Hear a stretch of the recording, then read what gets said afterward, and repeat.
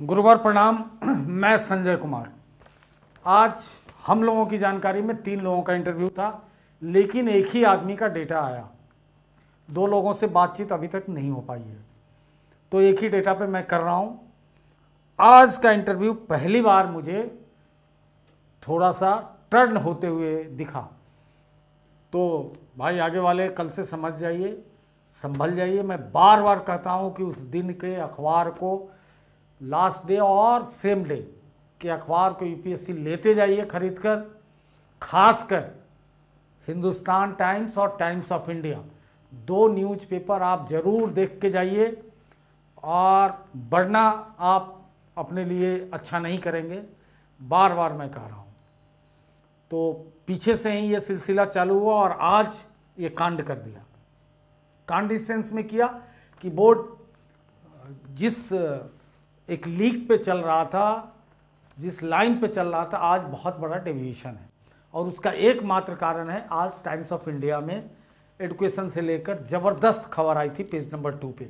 मुझे डर था कि आज बहुत टीचर मारे जाएंगे अगर अखबार नहीं देखेंगे, और मैं कर क्या सकता हूँ, सेम डे तो बताना मुश्किल है।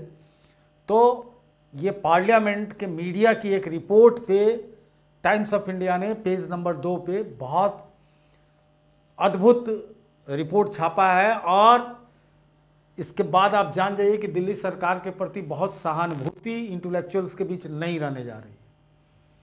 बार बार दिल्ली सरकार के टीचर्स को लेके खबरें आती रहती हैं, और ये इस अखबार ने तो हर टीचर को हिला दिया होगा, और इसका पूरा इंटरव्यू खामियाजा हमारे गुरु को भुगतना पड़ा। इनसे ये इंग्लिश की पीजीटी हैं, और इनसे इंग्लिश टीचिंग मेथोडोलॉजी के ऊपर बात होने लगी। उसके बाद शेक्सपियर पे तो लगता है कि सामने वाले इंग्लिश लिटरेचर के थे, पूरा कोट पे कोट बोले जा रहे हैं, किसका है, किस ड्रामा में बोला, कहाँ बोला। अच्छी तरह से इनको 10 मिनट केवल शेक्सपियर, विलियम शेक्सपियर के ऊपर, उसके स्टेटमेंट में इनको घुमाता रहा। थोड़ी सी कोई भी कंफ्यूज हो जाएगा, चूँकि 12वीं लेवल पे हम पढ़ा रहे हैं और मास्टर की सारी बातें आप पूछ रहे हैं, इतना याद रहता नहीं, और ब्रिटिश ड्रामा में केवल शेक्सपियर ही नहीं है। तो एक ये रहा। उसके बाद वही इसी न्यूज़ पर बेस्ड कि दिल्ली में तो टीचर का बहुत शॉर्टेज है। यहाँ तो मजाक है कि साइंस वाले हिस्ट्री पढ़ाते हैं, हिस्ट्री वाले साइंस पढ़ाते हैं, आप कैसे प्रिंसिपल बन के मैनेज करेंगे इसको। बहुत अच्छा जवाब इन्होंने दिया कि भाई रिसोर्स को तो हम बढ़ा नहीं सकते हैं, हम बेस्ट यूटिलाइजेशन कर सकते हैं। मैं खुद जाऊँगी, जैसे ही फ्री होंगी मैं खुद क्लास में जाऊँगी, खुद क्लास लूँगी, पीरियड को अटेंड करूँगी, और जो मेरे पास सोर्स है उसका बेहतर से बेहतर उपयोग करूँगी। तो ये उसके बाद अब देखिए, ये क्वेश्चन देख के मुझे दया आ रही है। टाइम्स ऑफ इंडिया का मालिक कौन है? अब बताइए, टाइम्स ऑफ इंडिया का मालिक है तो हम लोग पत्रकारिता का जब इंटरव्यू देते थे तो एडमिशन के लिए तब रट के जाते थे कि किसका कौन मालिक है और क्या, किसका क्या आइडियोलॉजी है, कौन एडिटर है। अब ये पूछा गया तो खैर मैं बता देता हूँ कि टाइम्स ऑफ इंडिया का मालिक विनीत जैन है। इनको जैन बोला भी गया, और एडिटर आज के दिन में Jaydeep Bose. Times of India Vineet Jain, और editor in chief Jaydeep Bose, और टाइम्स ऑफ इंडिया का हेडक्वार्टर बम्बे है, ये याद रखिएगा। दूसरा, इंडियन एक्सप्रेस, विवेक गोयनका इसके मालिक हैं, और Rajkamal Jha, one of the brilliant editor of India, Rajkamal Jha इसके एडिटर इन चीफ हैं। द हिंदुस्तान टाइम्स, इसकी मालकिन शोभना भारतीय है, ये दिल्ली का पेपर है, दिल्ली हेडक्वार्टर है। इंडियन एक्सप्रेस का भी बम्बे हेडक्वार्टर ही है, और ये बहुत जगह से इंडियन एक्सप्रेस आता है, जो 3 मेजर अखबार है। और कुमार रंगनाथन हिंदुस्तान टाइम्स के एडिटर इन चीफ हैं, और शोभना भारतीय इसकी मालकिन है। उसके बाद एक बचता है इंडिया टुडे ग्रुप, आज तक जिसका है और मैगजीन है, उसके मालिक अरुण पुरी हैं। और कोई ख़ास यहाँ पे एडिटर कल्चर नहीं है, तो अरुण पुरी का नाम आप याद रखें। तो ये आज के इनके इंटरव्यू का लब्बो लुबाब है। देखिए कहाँ इंटरव्यू गया है, और केवल इस टाइम्स ऑफ, अब ऐसा नहीं है कि आप सब घबरा जाइए, इस खबर से गया। ये खबर क्या है ज़रा इस पे भी मैं बात करूं। इस खबर के बारे में आपको बताऊं कि इस खबर का जेनेसिस क्या है। तो इस खबर को देखने के लिए हम चलते हैं अपने बोर्ड पे, वाइट बोर्ड को यूज करते हैं। अब देखिए, प्राइमरी स्टूडेंट टीचर जो रेशियो है, primary student teacher ratio highest Bihar में है 1:60। एक शिक्षक पे 60 स्टूडेंट है और दूसरे पे आपका दिल्ली है। तो किसी को भी इरिटेशन होगा कि ऐसा क्यों है 1:40। दूसरे पे दिल्ली है, तीसरे पे झारखंड है। चलिए, तो पिछड़ा हुआ राज्य है, दिल्ली है,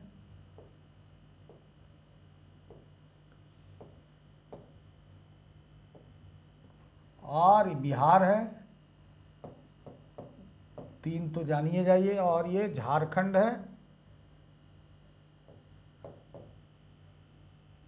झारखंड का रेशियो है 1:33। 1:33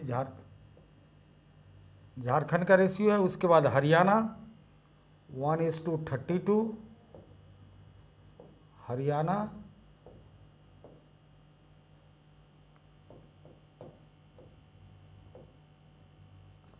और गुजरात 1:30, गुजरात। अब देखिए, तो ये गुजरात इस रेशियो से बाहर हो गया, चूंकि राइट टू एजुकेशन एक्ट कहता है कि 1:30। इस लेवल पे राइट टू एजुकेशन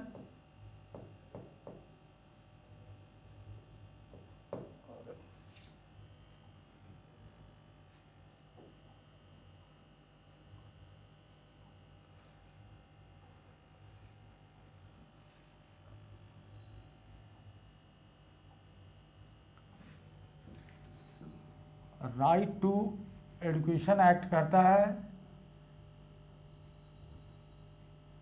कि प्राइमरी लेवल पे 1:30 होना चाहिए। बिल्कुल वही बात नेशनल NEP 2020 भी कहता है कि 1:30 होना चाहिए, लेकिन रूरल एरिया में ये कहता है 1:25 होना चाहिए। तो गुजरात और हरियाणा की दशा सोचने वाली नहीं है।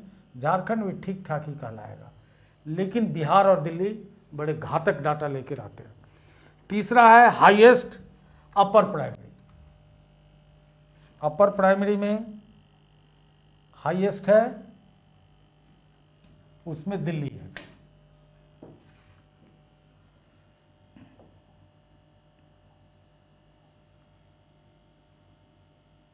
अपर प्राइमरी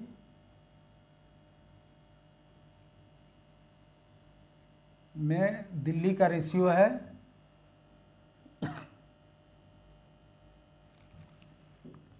1:39 और झारखंड 1:38। 38 पे 2 नंबर पे झारखंड है और 3 नंबर पे वेस्ट बंगाल है 1:35। तो ये दिल्ली है, मतलब दोनों जगह इसकी हालत ठीक नहीं है। ये झारखंड और ये वेस्ट बंगाल। ये तो बट नेचुरल है कि दिल्ली जितनी पॉपुलैरिटी ली है, ये बहुत बड़ा दुखद बात है। उसके बाद दिल्ली के साथ एक बहुत अच्छी बात क्या है कि 3 यूनियन टेरिटरी या स्कूल ऐसे हैं जिनके पास 100%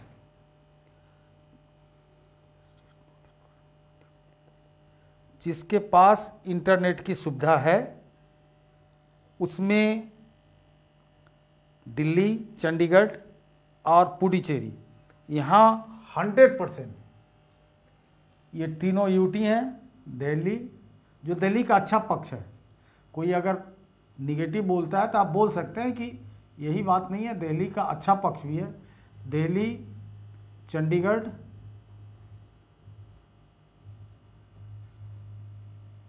और पुडुचेरी, यहाँ पे 100% इंटरनेट है, नेट की सुविधा यहाँ पे 100% है, एक अच्छी बात है।